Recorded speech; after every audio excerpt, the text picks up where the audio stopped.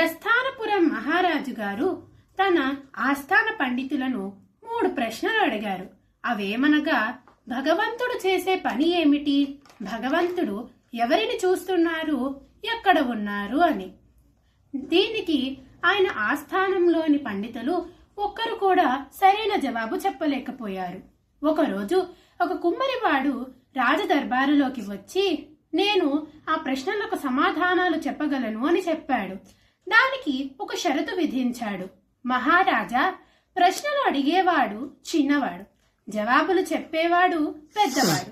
కావున నేను మీ ఆసనం మీద కూర్చొని మీ ప్రశ్నలకు సమాధానం చెప్తాను. మీరు నా స్థానంలో నుంచొని నన్ను ప్రశ్నలు అడగండి అని చెప్తాడు.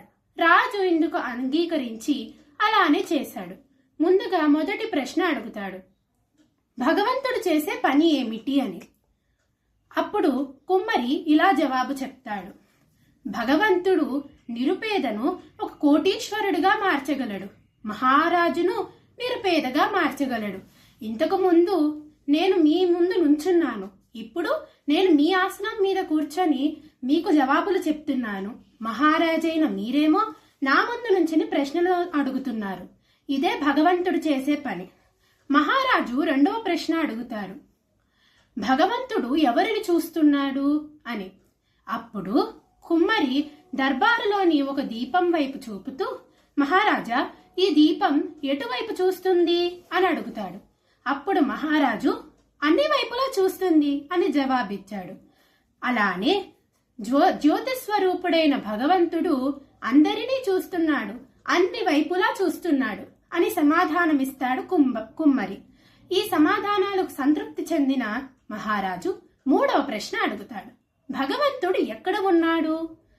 కుమ్మరి కొంచెం పాలను తెప్పించి మహారాజుని ఇలా ప్రశ్నిస్తాడు, రాజా, ఈ పాలల్లో వెన్న ఎక్కడున్నది? మహారాజు అంటాడు, అణువణువున ఉన్నది. అప్పుడు కుమ్మరి ఇలా జవాబిస్తాడు, మహారాజా, పాలల్లో వెన్న అణువణువున ఉన్నప్పుడు సర్వవ్యాపి అయిన భగవంతుడు ఈ ప్రపంచంలో అణువణువు ఉన్నాడు, అంతటా ఉన్నాడు అని జవాబిస్తాడు.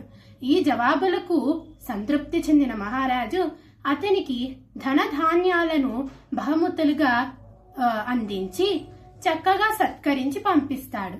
నీతి: సమయస్ఫూర్తి మేధస్సును వికసింపచేస్తుంది.